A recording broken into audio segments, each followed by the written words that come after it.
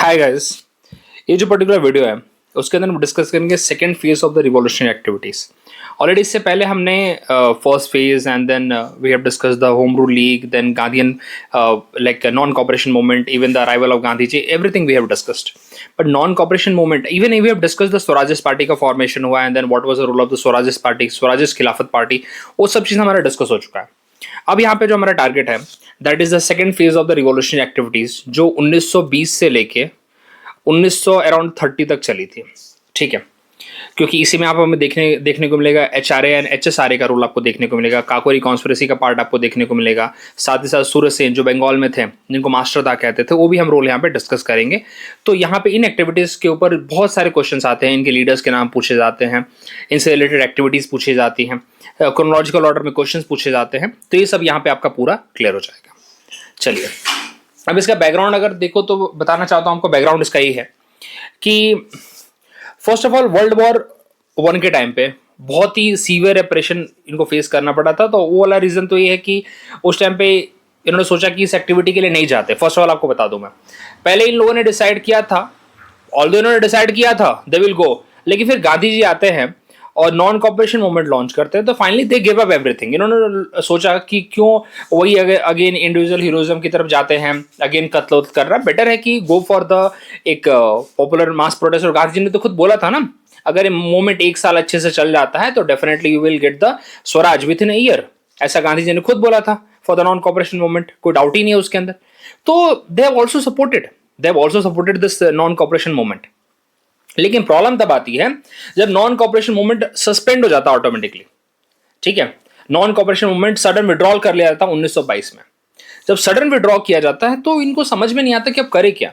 उस टाइम पे दो वो निकलते हैं, क्या साइड निकलते हैं। फर्स्ट साइड क्या बोलता है कि हम गांधी जी के जो कंस्ट्रक्टिव आइडियाज हैं उस पर काम करेंगे, मास मोबिलाइजेशन पे काम करेंगे, जिसके अंदर वल्लभ भाई पटेल है, डॉक्टर राजेंद्र प्रसाद हैं, ठीक है, और मैं अंसारी हैं, उसके बाद अपने सी राजगोपालाचारी हैं। लेकिन जो सेकेंड ग्रुप निकलता है वो बोलता है कि हम काउंसिल में इलेक्शन लड़ेंगे, हम and and mend the council का कंसेप्ट उनका है। तो ये दोनों चीज़ पसंद नहीं आती इनको, ये दोनों चीज़ इनको पसंद ही नहीं आती। ना इनको पार्लियामेंट्री पॉलिटिक्स समझ में आती है, पसंद आती है, ना ही यहाँ पे कंस्ट्रक्टिव वर्क जो नो चेंजेस का वो पसंद आता है। तो वो किसी के साथ जुड़ नहीं पाते। फिर again they go back to their old methodology, जो उनका इंडिविजुअल हीरोइज्म है जिसके लिए वो टारगेट कर रहे थे हमेशा, उस पर वो चले जाते हैं। आपको बता दूं और भी कुछ इन्फ्लुएंस होते हैं, जैसे कि रशियन रिवॉल्यूशन 1917 का सक्सेसफुल होता है, वो भी इनके लिए एक one of the major influence होता है। बिकॉज इन्फ्लुएंस करने के लिए कुछ चीज़ें होनी चाहिए ना। तो रशियन रिवॉल्यूशन जिसमें एक नया स्टेट उभर के आता है, ठीक है, तो उन्हें दिखता है कि मतलब this is a one which also looking for. उसके बाद जो उस टाइम के कुछ जर्नल्स जो पब्लिश हो रहे थे, जैसे आत्मशक्ति, सारथी, बिजौली, ठीक है, बहुत अच्छे अच्छे न्यूज़पेपर, आपको नाम पता होने चाहिए इनके। आत्मशक्ति, सारथी, बिजौली, ये जो न्यूज़पेपर्स हैं, these newspapers were active that time, जो रिवॉल्यूशनरी एक्टिविटीज़ को सबको क्या बोलते हैं प्रमोट कर रहे थे। साथ ही साथ जो 2 किताबें थी, बहुत इंपॉर्टेंट किताबें हैं दोनों, बंदी जीवन एंड पाथेर दाबी, ये 2 किताबें हैं। इसको सरकार ने बैन कर दिया, और सरकार जब बैन करती किसी चीज को तो और चीज और ज्यादा फेमस हो जाती है वो।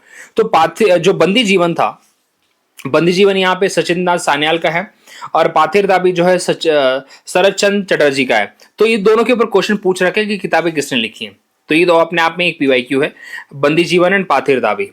ठीक है, बंदी जीवन सचिंद्र नाथ सान्याल एंड पाथेर दाबी शरद चंद्र चटर्जी, या शरद चंद्र चट्टोपाध्याय भी कहीं कहीं यहाँ पे लिखा होता है। दोनों किताबों ने भी काफी इन्फ्लुएंस किया इनको to again go for their old methodology, जो इनका अपना खुद का तरीका था।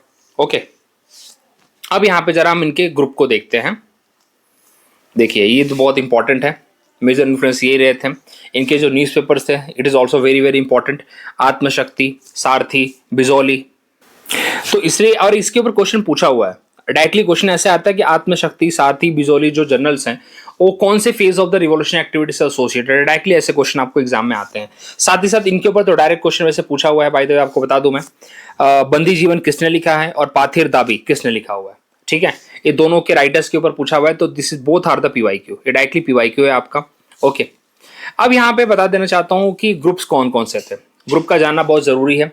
तो देखो, जो पंजाब यूपी बिहार में जो ग्रुप चल रहा था वो था HRA, ठीक है, और बाद में इसको जब भगत सिंह ज्वाइन करते हैं तो उसका नाम हो जाता है HSRA, ठीक है, वो उनका लेटर पार्ट है। बिकॉज जो पहले पार्ट में आपको देखने को मिलेगा, जब काकोरी कॉन्स्पिरेसी आपको देखने को मिलेगी, पहले चंद्रशेखर आजाद इसको लीड कर रहे होते हैं, राम प्रसाद बिस्मिल होते हैं, ठीक है, सचिन सान्याल होते हैं उसके अंदर। उसके बाद अपने सचिन सान्याल ने, बाय द वे बता दो, रिवॉल्यूशनरी एक पैम्पलेट था HRA का, वो सचिन सान्याल द्वारा ही लिखा हुआ है। ओके, उनका मैनिफेस्टो था, क्या एजेंडा था, क्या चाहते थे वो लोग, everything was written by Sachin Sanyal, मतलब सचिन सान्याल उसमें बहुत इंपॉर्टेंट रोल प्ले कर रहे थे, ठीक है। तो उसके बाद जो सेकंड ग्रुप बनता है HSRA, जो भगत सिंह जब ज्वाइन करते हैं तो काकोरी कॉन्स्पिरेसी के बाद थोड़ा माहौल ठंडा हो जाता है, तो उसके बाद फिर एक फिरोज शाह कोटला में मीटिंग होती है। चलिए उस पर आते हैं, वो सब चीज़ें बात करते हैं पहले। अब यहाँ पे जो HRA बना, हिंदुस्तान रिपब्लिक एसोसिएशन, पहले तो HRA बनता है भैया, HRA बनता है 1924 में कानपुर में, ठीक है। इसके जो मेजर लीडर हैं देखिए, राम प्रसाद बिस्मिल, जोगेश चंद चटर्जी एंड सचिन सान्याल। इसमें चंद्रशेखर आजाद का भी नाम जोड़ लीजिए आप, आजाद जी भी हैं यहाँ पे, ठीक है। उन्होंने तो भाई हमेशा आज़ादी रहे, इसलिए उन्होंने भाई अपना नाम ही चंद्रशेखर मतलब आज़ाद लगा लिया है, ठीक है। उनका तो मानना था कि ना किसी के अंडर आएंगे हम, तो उस कंसेप्ट पे वो हमेशा रहे भी वैसे।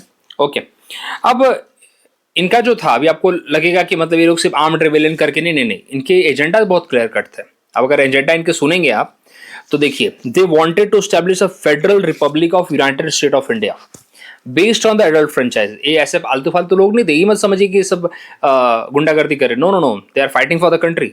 Okay, they are all the well read people, okay, काफी पढ़े लिखे लोग हैं। तो उनका खुद का एजेंडा था कि they wanted to establish the federal republic of united state of India, okay, with adult franchise, इनका मोटो था। साथ ही साथ अगर आप रिवॉल्यूशनरी, उनका जो मैनिफेस्टो था, HRA का मैनिफेस्टो था रिवॉल्यूशनरी, ठीक है, यहाँ पे लिख देता हूं मैं, revolutionary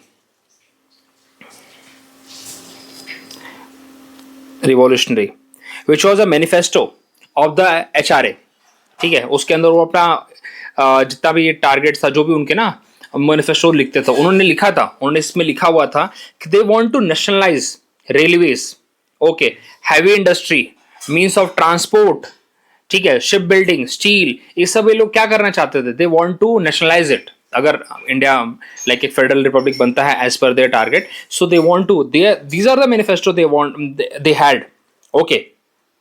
They are focused on the Hindu Muslim unity. Okay, they have a target of uniting all the political programs.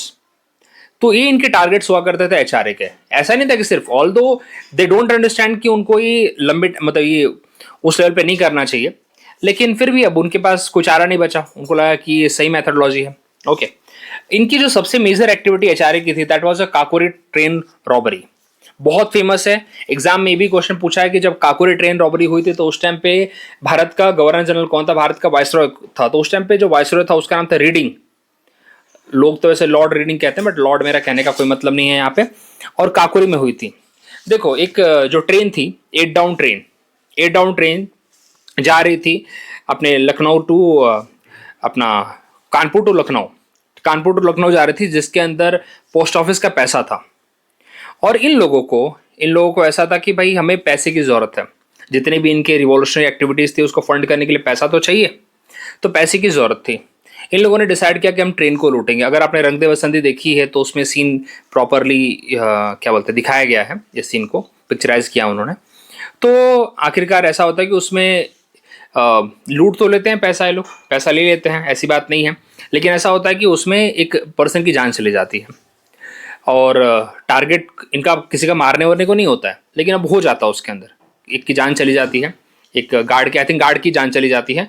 तो उसके बाद पुलिस इनके पीछे पड़ जाती है, धर के पकड़ती है इनको, हर जितने जहाँ से मिल सके उनको पकड़ती, पूरे ग्रुप को टारगेट किया जाता है। उस केस में 17 लोगों को जेल होती है, 4 लोगों को मतलब ट्रांसपोर्ट फॉर द लाइफ, सीधा मतलब आजीवन कारावास, और 4 लोगों को इसके अंदर फांसी की सजा होती है। इसमें चंद्रशेखर आजाद बच के निकल जाते हैं, although he was also one of the important member जिन्होंने प्लान किया होता है, लेकिन वो बच जाते हैं, वो बच के निकल जाते हैं यहाँ से। और जो 4 लोगों को यहाँ पे फांसी हुई थी, वो एग्जाम में बहुत बार पूछा है, बहुत मतलब कितनी बार पूछा पता नहीं मुझे, लेकिन बहुत बार उसके ऊपर क्वेश्चन पूछा है कि कौन से 4 लोगों को फांसी की सजा हुई थी। तो देखो ये 4 लोग यहाँ पे, राम प्रसाद बिस्मिल, असफाकुल्ला खान, रोशन सिंह, ठाकुर रोशन सिंह, राजेंद्र लहरी। ठीक है, ये 4 लोगों को आप भाई कहीं ना तो भी लिख लो, क्योंकि बहुत बार क्वेश्चन पूछा है, राम प्रसाद बिस्मिल, असफाकुल्ला खान, रोशन सिंह, राजेंद्र लहरी। ठीक है, एक सेटबैक था इन लोगों के लिए, क्योंकि पूरा ग्रुप ही एक तरह से टारगेट हो गया ना, पूरा ग्रुप यहाँ पे टारगेट हो गया। तो इसमें फिर हमें ये देखने को मिलता है कि थोड़े टाइम के लिए फिर एक्टिविटीज थम जाती हैं। ऑल्दो चंद्रशेखर आजाद जी निकल चुके हैं, उनका अपना again he was again preparing for all this revolutionary activity, लेकिन कहीं ना कहीं थोड़े टाइम के लिए ठहराव आ गया है। ठीक है, ऑल्दो आपको बता दो, जो काकोरी ट्रेन रॉबरी में जो अपने बिस्मिल जी पकड़े गए थे, बिस्मिल जी ने बोला था बाद में उन्होंने इस चीज़ को बोला था कि मैं यूथ को रिक्वेस्ट करूँगा कि किसी भी तरह की इस तरह की एक्टिविटी ना करे, मास मूवमेंट पे बिलीव करे, पब्लिक मूवमेंट पे बिलीव करे, ना कि किसी तरह के इंडिविजुअल हीरोइज्म या कत्ल करने के ऊपर विश्वास करे। ये उन्होंने खुद बोला था, मरते मतलब फांसी की सजा हुई थी तो उससे पहले उन्होंने अपने पॉइंट्स रखे थे। चलिए अब यहाँ पे बात करते हैं HSRA की। थोड़ा सा इसके अंदर सोशलिस्ट वाला एजेंडा जुड़ जाता है। सोशलिस्ट वाला एजेंडा भगत सिंह के आने के बाद ही जुड़ता है, बिकॉज भगत सिंह थोड़ा सा सोशलिस्ट अप्रोच रखते हैं, because he was quite inspired from the Marxism, जो कि रशिया में हुआ था। रशियन रिवॉल्यूशन काफ़ी ज़्यादा इंस्पायर्ड थे वो, और टोटली अपने आप को मार्क्सिस्ट कहते भी थे वो। तो सोशलिस्ट वाला प्रिंसिपल उन्होंने ऐड किया, तो इस ग्रुप का नाम भगत सिंह के आने के बाद ही ऐड होता है सोशलिस्ट, HSRA। ठीक है, इसमें कुछ नए मेंबर्स जुड़ते हैं जिनका नाम है भाई शिव वर्मा। एग्जाम में इनके ऊपर क्वेश्चन पूछा था। यहाँ तक शिव वर्मा आपको बता दो, ही वॉज अ राइटर, जो इन लोगों की कहानियां होती थी ना, लिखा करते थे। इन लोगों की स्टोरीज होती थी, कैसे they used to do the fun activity and all, कैसे इनका अपना ग्रुप कैसे मैनेज करते थे, तो सब कुछ शिव वर्मा उनके बारे में लिखा करते थे। ठीक है, विजय कुमार सिन्हा, ओके, भगवती चरण बोहरा, सुखदेव, भगत सिंह, आप तो इनको तो जानते ही, इसमें तो कोई प्रॉब्लम है नहीं। ठीक है, चंद्रशेखर आजाद, इन्होंने अडॉप्टेड, चंद्रशेखर आजाद तो ऑफकोर्स लीडर हैं, बिकॉज इनके साथ ही जुड़ते हैं इनको। उसके बाद इनकी मीटिंग होती है फिरोज शाह कोटला के मतलब बैकयार्ड में, एक तरह से खंडहर जैसी जमीन है, एक तो कोई अननोन प्लेस होती है एक तरह से फिरोज शाह कोटला में, जहाँ पे इनकी मीटिंग कंडक्ट होती है। And they adopted this socialist agenda. और उसके बाद इनका अपना आगे जो रोल होता है, इन लोग पहले सोचते हैं, फर्स्ट ऑफ ऑल आपको बता दो, इनका पहले प्लान होता है कि they will not go with this. इनका इस तरह से नहीं जाएंगे कि मतलब वापस से इंडिविजुअल हीरोइज्म की तरफ जाएंगे। दे थॉट कि मास मूवमेंट को सपोर्ट करेंगे ये लोग, ये इनका एजेंडा होता है, आपको सच बता दो तुम्हें। लेकिन प्रॉब्लम कहाँ आती है? प्रॉब्लम ये आती है कि देखिए, प्रॉब्लम ये आती है कि उसी टाइम पे साइमन कमीशन इंडिया में आता है, और साइमन कमीशन के अगेंस्ट ये लोग भी प्रोटेस्ट कर रहे होते हैं। और पंजाब के बहुत बड़े नेता हैं लाला लाजपत राय, जिनका लाठीचार्ज में डेथ हो जाता है। तो कहाँ इन लोगों ने सोचा था कि दे विल अगेन दूर जाएंगे इस पर्टिकुलर मोमेंट से, लेकिन again they came back to the revolutionary activity. उनको लगता है कि भाई इतने बड़े मास लीडर हैं हमारे लाला लाजपत राय जी, उनके मरने का बदला तो लेना ही पड़ेगा, ऐसा नहीं कि ऐसे छोड़ नहीं सकते हैं। तो they have like targeted Scott, क्योंकि स्कॉट के ऑर्डर्स पे ही मारा गया था। स्कॉट ने ही ऑर्डर दिया था, तो इनको टारगेट था कि स्कॉट को मारना है। He was a police superintendent, Scott को टारगेट किया था इन लोगों ने। लेकिन जब ये लोग जाते हैं, 3 लोग होते हैं उसके अंदर इन्वॉल्व, भगत सिंह, राजगुरु एंड आज़ाद। वैसे सुखदेव भी होते हैं यहाँ पे, आज़ाद जी भी होते हैं, सुखदेव भी होते हैं यहाँ पे।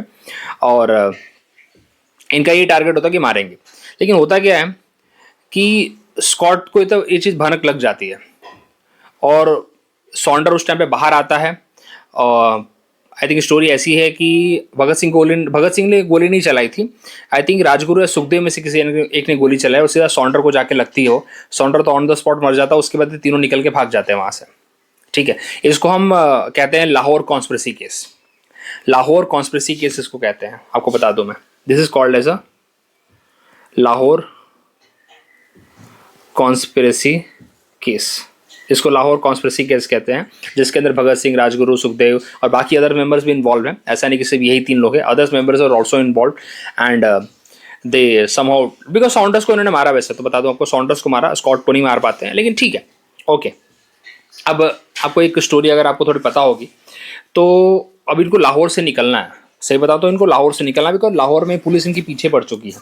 ठीक है, तो उसी टाइम पे भगत सिंह, इससे पहले ना सरदार का पूरा उनका गेटअप होता था, बिकॉज सरदार थे वो, ओके, पूरा दाढ़ी उड़ी मूछ वैसे रखा करते थे, बाल बड़े बड़े थे पूरा। अपने उनकी फोटो ऐसे कुछ बनी हुई तो देखी होगी। उसके बाद उनका आप एक फोटो देखते हैं जिसमें उनका पूरा ऐसे ना ब्रिटिश वाली कैप है, एक मूछ है, तो पूरा ये अपना गेटअप चेंज कर लेते हैं वो इसके बाद। और ट्रेन के थ्रू क्या होता है ना कि एक पर्सन है इन्हीं के ग्रुप में जिसका नाम है भगवती चरण बोरा उस टाइम पे कलकत्ता में है। तो उनकी वाइफ होती हैं, उनकी वाइफ को मतलब क्या बोलते हैं आपको बताता हूँ मैं। भगत सिंह को इंग्लिश बोलने आती थी। तो भगत सिंह और जो भगवती शरण वोहरा की वाइफ होती हैं as a husband wife as a बनते हैं। और जो राजगुरु और सुखदेव हैं उनको ऐसा बोलते हैं कि तुम हमारे सर्वेंट बनो। और somehow they manage to escape from the Lahore station. और आपको आई थिंक अगर भगत सिंह मूवी देखोगे, ठीक है, तो उसमें भी दिखाया है। और मुझे दुर्गा देवी, आई थिंक, हाँ, इनकी वाइफ का नाम था भगवती चरण वोहरा की वाइफ का नाम था दुर्गा देवी आई थिंक। तो उनकी भी एक सीरीज है, आई थिंक मैंने एपिक पे देखी थी। उसमें भी सीन है प्रॉपर कि दुर्गा देवी ने भी अपना कैसे रोल प्ले किया, बिकॉज उनका तो उठना बैठना था ना रिवॉल्यूशनरी के साथ। और जितनी भी बहुत सारी मीटिंग भगवती चरण वोहरा के घर पे हुआ करती थी। भगवती चरण वोहरा वो पर्सन है जो बम बनाते थे, उनको काफ़ी कुछ केमिस्ट्री में नॉलेज थी, तो बम बनाया करते थे भगवती चरण वोहरा इनके ग्रुप के लिए। और साथ ही साथ उन्होंने द फिलोसफी ऑफ द बम, एक किताब है जिसके ऊपर क्वेश्चन एग्जाम में पूछा गया है, द फिलोसफी ऑफ द बम, तो भगवती चरण वोहरा ने ही लिखा है, ठीक है। तो भगवती चरण वोहरा की डेथ ऐसे होती है कि ही वॉज टेस्टिंग द बम, और बम को टेस्ट कर रहे थे और एक बम ना उनके हाथ में फट जाता है। ये स्टोरी शायद से बहुत कम लोगों को पता होगी। तो भगवती चरण वोहरा काफ़ी पढ़े लिखे नोन पर्सन है and he died just because of testing the bomb. उनमें उनकी जान चली जाती है और फिर तो डेथ हो गया और क्या बचा। तो समहाउ दे केम आउट। तो ये उनको निकालने का प्लान होता है ना कि लाहौर से कैसे निकलेंगे ये तीनों, अपने भगत सिंह, राजगुरु, सुखदेव, तो अपना सब गेटअप चेंज करते हैं यहाँ पे। और दुर्गा देवी बोरा उनकी वाइफ बनती हैं अब भगत सिंह की, उनके हाथ में एक बच्चा भी होता है और समहाउ दे स्केप। और भगत सिंह ने पूरा अपना गेटअप चेंज किया होता है और they went to Kolkata, okay, जहाँ पे भगवती चरण वोहरा ऑलरेडी उनका वेट कर रहे हैं। तो ये स्टोरी है इनका, कैसे लोग निकल के आते हैं। उसके बाद एक और यहाँ पे इंपॉर्टेंट एक्टिविटी है जिसके अंदर भगत सिंह और बटुकेश्वर दत्त, ये भी बहुत बार क्वेश्चन पूछा हुआ है कि भगत सिंह और बटुकेश्वर दत्त ने सेंट्रल लेजिस्लेटिव असेंबली में बम फेंका था। एक्चुअली बम था पब्लिक सेफ्टी बिल के अगेंस्ट। पब्लिक सेफ्टी बिल और ट्रेड डिस्प्यूट बिल, दोनों बिल जब उस टाइम पे रिप्रेजेंट किए जा रहे थे, ऑल दोनों बिल डिफीट हो जाते हैं। बाय द वे आपको बता दो, दोनों बिल डिफीट हो जाते हैं। लेकिन दोनों बिल का जब ऐसा चल रहा था ना, रीडिंग चल रही थी और उस टाइम पे विठल भाई पटेल ही उसकी रीडिंग कर रहे थे, तब वही बम फेंका था इन लोगों ने। All the bomb was harmless. Bomb का पर्पज़ था कि लेट द डेफ हेयर, जो एक इनके जो कान बंद है ना, जो बहरे हैं, कम से कम उनको सुने। बम पूरी तरह से हार्मलेस था, बम से किसी की जान नहीं गई थी। बम से बनाया गया था एक तरह से, पर्पज़ ही वही था कि तुम हमारी बात सुनो, क्योंकि इससे क्या होगा, पब्लिक सेफ्टी बिल अगर पास हो जाता तो बहुत सारे सिविल लिबर्टीज़ जो थी वो हर्ट हो रही थी, ठीक है, लोगों से छीनी जा रही थी। सेम ट्रेड डिस्प्यूट बिल भी उसी तरह से जो वर्कर्स यूनियन था उसकी मांगे को मतलब बोल रहे थे ना, छीन रहा था। तो इस पर्पज से इन्होंने बम फेंका था, ठीक है, पर्टिकुलर इन दोनों बिल के अगेंस्ट था। तो ये यहाँ पे कहानी है इसकी। तो भगत सिंह और बटुकेश्वर दत्त उसमें इन्वॉल्व हैं, ठीक है। और बाद में दोनों अपनी गिरफ्तारी भी देते हैं। बाय द वे आपको बता दूं, दोनों अपनी गिरफ्तारी भी देते हैं। आपको लग रहा होगा कि भगत सिंह को इसके लिए फांसी हुई थी, नहीं, इसके लिए फांसी नहीं हुई थी। उनको जो लाहौर कॉन्स्पिरेसी थी ना, उसके लिए फांसी हुई थी। लाहौर कॉन्स्पिरेसी जिसके अंदर इन्होंने सॉन्डर्स की हत्या की थी, इन्होंने तीनों लोगों ने, जो तीन डायरेक्टली इन्वॉल्व थे इसके अंदर, राजगुरु और सुखदेव, इसके लिए इनको फांसी हुई थी, ठीक है। और फांसी भी कब हुई थी? इनको फांसी हुई थी 23 मार्च 1931 को। 23 मार्च 1931 को इनको फांसी हुई थी। आपको बता दो 5 मार्च 1931 को गांधी यूनियन पैक्ट भी हुआ था। गांधी यूनियन पैक्ट हुआ था जिसके अंदर गांधी जी ने इस बात को रखा था कि इन तीनों को डेथ सेंटेंस ना देके आप लाइफ स्टेटमेंट कर दे, क्या बोलते हैं, लाइफ इम्प्रिजनमेंट कर दीजिए। लेकिन गिरविन इस बात को नहीं मानता है, ठीक है। बट समहाउ ये स्टोरी है, इसके पीछे लोग बोलते हैं Gandhi ji could have able to do so, but क्या बोले, अब जो हो गया सो हो गया, ओके। तो मार्च 23 को आज के टाइम पे मार्च 23 तारीख को हम मनाते हैं शहीद दिवस, ठीक है। शहीद दिवस या सर्वोदय डे हम मनाते हैं आज के टाइम पे। और आपको बता दूं, जो इनकलाब जिंदाबाद, जो भगत सिंह ने जिस नारे को बहुत ही ज़्यादा फेमस किया, ग्लोरीफाई किया है, इनकलाब जिंदाबाद, वो नारा जो है किसने लिखा है? वो नारा लिखा है हमारे हसरत मोहानी ने, ठीक है। वो नारा लिखा है हसरत मोहानी ने। हसरत मोहानी, ये हसरत मोहानी वही पर्सन है जिन्होंने 1921 का जो कांग्रेस का सेशन था उसके अंदर कंप्लीट इंडिपेंडेंस की रेजोल्यूशन को पुटअप किया था, ठीक है। ऑल दो डिफीट हो गया था, अहमदाबाद का सेशन था जिसको हकीम अजमल खान लीड कर रहे थे। तो हसरत मोहानी ने वहाँ पे कंप्लीट इंडिपेंडेंस का ये पुटअप किया था, अपना रेजोल्यूशन पुटअप किया था, ठीक है। पहली बार ऐसा हुआ था। एग्जाम में अगर क्वेश्चन पूछा, सबको लगता है कि कंप्लीट रेजोल्यूशन के बारे में सबसे पहले 1929 के लाहौर सेशन में पुटअप किया गया था, नहीं नहीं नहीं, 1921 के सेशन में ही पहले से ही पुट किया गया था, ठीक है। Although it got defeated, that is the different thing, लेकिन पुटअप तो पहली बार उस टाइम पे किया गया था ना, 1921 के सेशन में ही किया गया था। चलो अब यहाँ पे ये बातें हो गई clear. Make the deaf hear, वही आपको बताया ना, ये बम फेंकने का पर्पज ये था, make the deaf hear, okay. And अब इनका ट्रायल चलता है, आपको ऑलरेडी पता है। हाँ, ट्रायल के टाइम पे एक और चीज़ है, इनके पूरे ग्रुप को जब जेल होती है, भी बहुत अच्छा यहाँ पे क्वेश्चन बनता है, ठीक है। इनके पूरे ग्रुप को जेल हुई थी, और जब ट्रायल चल रहा है, just time trial and proceedings everything was going on ना, तो इनके पूरे ग्रुप को जेल हुई थी, बाय द वे बता दूँ आपको मैं। तो जो जेल के अंदर कंडीशंस थी, जो जेल के अंदर इन लोगों को ट्रीटमेंट दी जा रही थी, उसके खिलाफ जितने भी रिवॉल्यूशन का पूरा ग्रुप था, इन लोगों ने हंगर स्ट्राइक किया था, और जेल के अंदर जतिन दास की हत्या हो जाती है, मतलब इससे 64th डे पे, 63rd डे कहीं लिखा है, कहीं पे 64th डे लिखा है, तो ही डाइड। ये भी क्वेश्चन पूछा जाता है कि जतिन कौन से पर्सन थे जिनका मतलब जेल के अंदर हत्या हो गई थी, जेल के अंदर ही उनकी जान चली गई थी because of the hunger strike, तो उनका नाम था जतिन दास, ठीक है। एग्जाम में काफ़ी बार क्वेश्चन पूछा हुआ है जतिन दास के ऊपर, ठीक है, बहुत बार एग्जाम में पूछा हुआ है। इसको मतलब बहुत इसको प्रेज भी किया जाता है, ऑल ओवर इंडिया जितने भी बड़े बड़े लीडर्स हैं, दे प्रेज हिम, ओके। और इनकी जब बॉडी आती है, जब इनकी बॉडी बंगाल जाती है, कोलकाता जाती है, तो उसको सुभाष चंद्र बोस रिसीव करने के लिए जाते हैं, मतलब इस लेवल का इनको स्टेचर यहाँ पे दिया जाता है, ठीक है। बाकी तो 23 मार्च 1931 को भगत सिंह, सुखदेव, राजगुरु इनको हैंग किया जाता है, और आज़ाद आपको पता ही है, जो हमेशा आज़ाद रहे, इनको एल्फ्रेड पार्क, जो इस टाइम पे आज़ाद पार्क इसका नाम है आज के टाइम पे, पहले एल्फ्रेड पार्क था इलाहाबाद के अंदर, प्रयागराज के अंदर, सॉरी। तो उसमें he was conducting a meeting, by the way he was conducting a meeting, और किसी ने, ऑफकोर्स हमारे जो ग्रुप होते थे इंडियन के ग्रुप, बहुत सारे रिवॉल्यूशन के ग्रुप, बहुत सारे ऐसे निकलते थे ना उसके अंदर से, जो इन्फॉर्मेशन लीक करते थे, तो उसी में से एक ने इन्फॉर्मेशन लीक कर दी that about the location of Azad and his group, और वहाँ पे पुलिस इनकाउंटर होता है, और सही में बताऊँ ये आखिरी गोली इनके पिस्तल में बची होती है, खुद को मारते हैं, लेकिन बोलते हैं कि भाई मैं इनकी गोली से नहीं मरूंगा, ये तो आप स्टोरी जानते भी होंगे, ठीक है। So that's how he died, okay. अब यहाँ पे बात करते हैं, चलो आपको चीज़ बताता हूँ जो ऑलरेडी आपको बताया भी मैंने, द रिवॉल्यूशनरी जो क्या बोलते हैं अपना मैनिफेस्टो था, वो किसने लिखा था, वो थे सचिंद्र नाथ सान्याल, जो HRA का मैनिफेस्टो था, और द फिलॉसफी ऑफ बम ये लिखा है हमारा। ये एक्चुअली जो मैनिफेस्टो था, HSRA का मैनिफेस्टो था, आपको बता दूं मैं, HSRA का जो मैनिफेस्टो था वो लिखा था भगवती चरण बोहरा ने, भगवती चरण बोहरा वही पर्सन है जिन्होंने फिलॉसफी ऑफ द बम भी लिखा है, ठीक है। अब भगवती चरण बोहरा वही पर्सन है जो बम बनाते थे पूरे ग्रुप के लिए, ओके। तो जरा इस बात को दिमाग में रखना है। उलस्कर दत्त और हेमचंद कुनुंगो में नहीं जाना है, वो first phase of the revolution activity से एसोसिएटेड है, ऑल दो सारे के सारे वो लोग भी बम मेकर ही थे, ओके।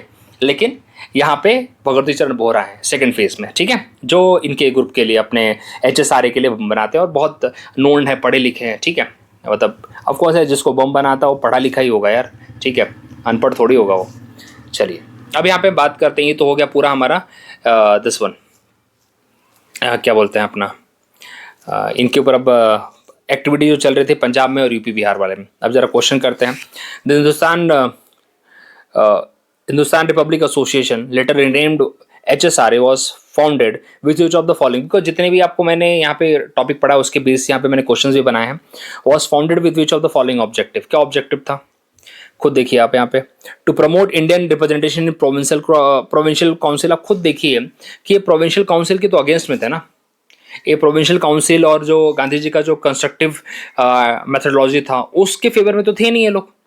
तो इनका क्या था, to establish a socialist republic of India through the armed revolution, which is a more appropriate answer for this question.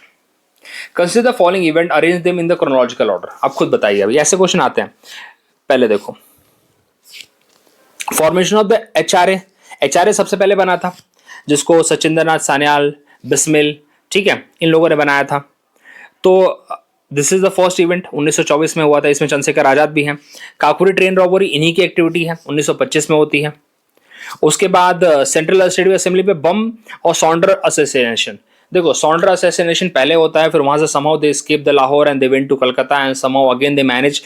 तो सॉन्डर जो असैसिनेशन है वो 1928 का है और बम वाला 1929 का है। ऐसे ही आपको क्वेश्चंस आते हैं ऑन दीज एक्टिविटीज, तो थोड़ा आइडिया रहेगा तो बहुत आसानी से हो जाएगा। और सॉन्डर असैसिनेशन के अंदर अपने भगत सिंह, राजगुरु और सुखदेव हैं, और सेंट्रल लेजिस्लेटिव असेंबली की जो बम्बिंग हुई उसके अंदर भगत सिंह और बटुकेश्वर दत्त है। ठीक है, तो आपको यहाँ पे अरेंज कर लीजिए कौन सा पहले आएगा। ठीक है, चलिए ये देखो ये आंसर है इसका। Which of the following was not a reason for the renewed interest in the revolutionary activity after the non-cooperation? क्या रीजन था कि मतलब they were not into the again क्या बोलते हैं, देखो अब यहाँ पे देखो, not a reason for the renewed interest in the revolutionary activities after the non cooperation, disillusionment with the Gandhian matter, ऐसा तो नहीं बोल सकता मैं। Attraction towards the constructive village development, ये उसकी तरफ नहीं थे बिल्कुल। Influence of the Russian revolution of course ये था। Failure of the swaraj parliamentary politics to inspire the youth, देखो इनको ये चाहिए था कि इनको थोड़ा इमीडिएट रिजल्ट भी चाहिए था। जैसे गांधी जी ने इनको प्रॉमिस किया था, गांधी जी ने इनको प्रॉमिस किया था दैट अगर हम इस मूवमेंट को, मास मूवमेंट को बड़े लेवल पर लेड करते हैं तो we will get the swaraj as soon as possible. वैसे तो 1 ईयर बोला था, लेकिन उनको पता था 1 ईयर नहीं हो सकता, जनता को थोड़ा उन्होंने प्रमोट करने के लिए बोला था। ठीक है, जनता को उत्साह बढ़ाने के लिए उन्होंने बोला था। तो दैट्स वाई यहाँ पे this is the one reason. बाकी तो सारे रीजन थे ही कि मतलब जिससे वो लोग बिल्कुल भी इंस्पायर्ड नहीं थे इस टाइम पे। ठीक है, ये यहाँ तक कि आपको बता दूं अपने खुद इन्होंने अपने भगत सिंह ने खुद नौजवान सभा बना रखी थी। ठीक है, तो खुद नौजवान भारत सभा खुद इनकी फिलॉसफी पे काम करता था। अपने भगत सिंह की फिलॉसफी पे काम करता था, जो कि भगत सिंह जिसके अंदर थे। ठीक है, और भी बहुत सारे सुखदेव थे, भगवती चरण बोहरा थे, ये सब उनके साथ जुड़े हुए थे, जो कि लाहौर में एक्टिव था, पंजाब में एक्टिव था पूरा। ठीक है, नौजवान भारत सभा जो भगत सिंह ने ही सेटअप किया था 1924 में। पर्पस वही था, they are into the village development. Okay, ये सब वो काम कर रहे थे, लेकिन ये जो गांधीयन मेथोडोलॉजी थी उनको बाद में फिर उतना इंस्पायर नहीं कर रही थी। अभी देखिए इसको मैच दफा, रामप्रसाद बिस्मिल का आपका काकोरी ट्रेन रॉबरी में इनका रोल है। Bhagat Singh central legislative assembly में बम फेंका था इन्होंने। बटुकेश्वर दत्त का इसके साथ, वैसे तो दोनों आएंगे बट ठीक है, चलिए 2 का यहाँ पे सी आ जाएगा। ठीक है, चलिए अगले क्वेश्चन पे। What was the immediate reason that led to the revival of the revolutionary activity after 1922? Death of Lala Lajpat Rai वो तो 1928 है ना यहाँ पे। काकोरी कॉन्स्पिरेसी 1925 है। Withdrawal of non cooperation movement was direct, so this is the correct answer. Who among the following was not associated with HRA? तो Bhagat Singh HRA के साथ नहीं है, भगत सिंह HSRA के साथ है। भगत सिंह जब जुड़ते हैं तो काकोरी कॉन्स्पिरेसी के बाद जुड़ते हैं। ठीक है, तो इसलिए यहाँ पे भगत सिंह जब जुड़ेंगे तो उसका नाम क्या हो जाएगा? HSRA हो जाएगा। और रामप्रसाद बिस्मिल, सचिन सान्याल और जोगेश चटर्जी ये तो उसके फाउंडिंग मेंबर हैं HRA के, प्लस आजाद, चंद्रशेखर आजाद। ठीक है, चलिए। The Hindustan socialist Republic association adopted which of the following as its official ideology? Gandhian socialism नहीं है उनका, मार्क्सिज्म सोशलिज्म है, जो मार्क्सिस्ट वाला सोशलिज्म है इनका। ठीक है, चलिए। What was the main objective of the bomb thrown in the Central Legislative Assembly by Bhagat Singh and Batukeshwar Dutt? To kill the British official? Sorry. To protest against the Rowlatt Act, वो तो 1919 का activity है भैया। To protest against the public safety bill and trade dispute bill, ये particular reason था जिसके खिलाफ उन्होंने यहाँ पे बम फेंका था। Okay. What was the first who was the first martyr due to the hunger strike? उनका नाम था जतिन दास, जो कि 64th डे पे अपनी जान तोड़ देते हैं। और अगेन पर्पस क्या था यहाँ पे? पॉलिटिकल प्रिजनर्स को एक जो जिस तरह से ट्रीटमेंट देनी चाहिए वो नहीं मिल रही थी, इसके अगेंस्ट उनका प्रोटेस्ट था। The Kakori conspiracy was aimed at kill the viceroy? No, looting the British treasury to fund the revolutionary activity. इसलिए जो 8 डाउन ट्रेन जो कानपुर से लखनऊ जा रही थी उसको उन्होंने काकोरी नाम की एक जगह पे उन्होंने लूटा। ठीक है। Lala Lajpat Rai death was the result of injuries sustained during the protest against the Jallianwala sorry Simon Commission के अगेंस्ट इन्होंने विद्रोह मतलब वो किया था और उसमें इनकी जान चली गई थी। Which of the following journal inspired revolutionary idea through the literature? Atmashakti correct, Bijoli, Sarathi, Harijan तो गांधी जी का है।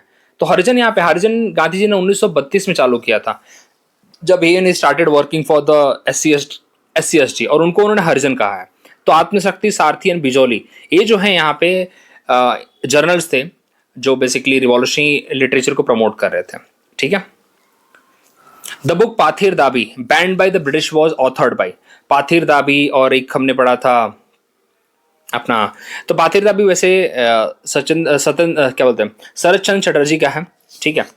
और भगत सिंह की भी किताब है why I am an atheist, वैसे तो मैंने किताब पढ़ी है, काफ़ी अच्छी किताब है, तो उन्होंने बताया कि मैं एथिस्ट क्यों हूँ।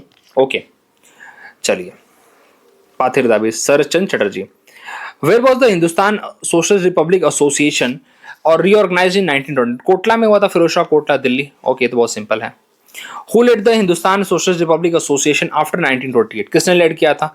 तो चंद्रशेखर आजाद ने इसको लीडरशिप प्रोवाइड की थी। ऑल्दो राम प्रसाद बिस्मिल तब तक तो मतलब ही वॉज हैंग्ड अर्लियर, ठीक है। तो यहाँ पे सचिन सान्याल का इसके बाद आपको रोल देखने को कम मिलता है बिकॉज उनको ऑलरेडी ही was transported for life. Okay, तो Chandrashekhar Azad is the one. The slogan it take a loud voice to make a deaf hear, ये जो लाइन बोली है ना, ये लाइन आपकी बोली है हमारे भगत सिंह ने। भगत सिंह ने ये जो बम फेंका था तब उन्होंने लेट द डे हेयर, ये उन्होंने लाइन बोली है यहाँ पे, ठीक है। विच of the following was a direct result of Kakori? Formation of HSRA, execution of Bhagat Singh, hanging of Ram Prasad Bismil and others. Of course this is a direct one because इसके काफी बाद HSRA बना था, काफी बाद होता है 2 साल बाद HSRA बना है यहाँ पे, ठीक है। The idea of organizing a Federal Republic of United States of India was proposed by, मतलब देखो federal republic of united state of India propose किसने किया था? तो ऑफकोर्स ये बात HRA के मैनिफेस्टो जो रिवॉल्यूशन था उसमें बातें लिखी हुई थी, ठीक है। The assassination of Saunders in Lahore was carried out to avenge the death of this Lala Lajpat Rai. Which of the following statement regarding the withdrawal of the non-cooperation movement? अब जरा और डिटेल में क्वेश्चन सॉल्व करते हैं हम यहाँ पे। It led to the mass disillusionment among many youth activities. Yes, of course, बोला जा सकता है। It strengthened the popularity of revolutionary violence among the younger nationalists. ये बिल्कुल मैं ऐसे नहीं बोल सकता। All revolutionary activities were permanently suspended after withdrawal. ऐसा कुछ नहीं है, ठीक है। तो यहाँ पे फर्स्ट वाला is more appropriate, strengthen the popularity of revolutionary, ये भी नहीं बोल सकता हूँ मैं, लेकिन ठीक है मोर अप्रोप्रिएट है, फर्स्ट एंड सेकंड ही जा सकता है अगर एज पर द ऑप्शन जाओ। थर्ड वाला उतना सही यहाँ पे नहीं लगता, ठीक है। With reference to the HSRA, yes, HRA, consider the following event. It was founded in 1924, yes, correct, Kanpur में बना था, जिसमें बिस्मिल जी काफी एक्टिव हैं। It declared objective was established socialist state, नहीं, socialist state का तो इनका एजेंडा नहीं था, ये HSRA का एजेंडा है। Ram Prasad Bismil and Sachin Sanyal among its founder, first and three is the more appropriate answer. Okay, HSRA का एजेंडा आपका सोशलिज्म आपको देखने को मिलेगा, socialism HSRA। Consider the following statement about the Kakori conspiracy 1925. It was carried out by the member of HRA. Yes, Hindustan Asfaqullah Khan, Rajendra Lahari, Thakur Roshan Singh. Okay. The target of British military officer traveling by train. No. They don't have this target. It led to the execution of 4 revolutionaries. जो 4 revolutionaries जिनको hang किया गया था. Yes, ये होता है वैसे. ठीक है. ब्रिटिश मिलिट्री ऑफिसर्स का टारगेट नहीं था, उनको सिर्फ लूटना था बेसिकली. तो 1 and 3 is the more appropriate answer. Okay. Not the British officer, they just wanted to get that cash to fund the revolutionary activities. With reference to the HSRA, consider the following statement. It was restructured version of HRA. Yes, of course, it was a restructured version of HRA because उसके अंदर socialism add किया जाता है, ideology change की जाती है। Okay, पहले लोग सोचते हैं कि they go for the mass mobilisation and everything, but again जो आपको बताया अपने साइमन कमीशन के विरुद्ध जब प्रोटेस्ट कर रहे थे इनकी लाला लाजपत राय की जब डेथ होती है, तो उसके बाद अगेन इनका एजेंडा थोड़ा चेंज हो जाता है। It adopted socialism at its official ideology. Yes, it founded meeting at Kanpur. No, Kanpur नहीं, इनका फिरोज शाह कोटला है। तो first and second is the appropriate answer. Okay, consider the following statement regarding Bhagat Singh and his ideology.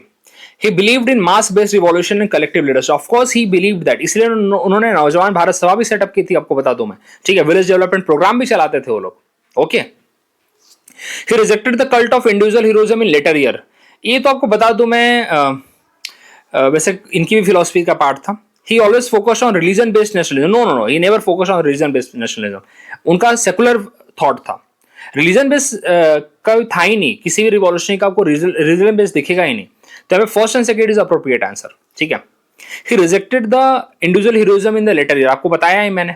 वो तो क्या हो गया कि एक एक्टिविटी ऐसी हो गई कि फिर उन्होंने अगेन उनके अंदर उन्होंने अपने आप को झोंक दिया, ठीक है।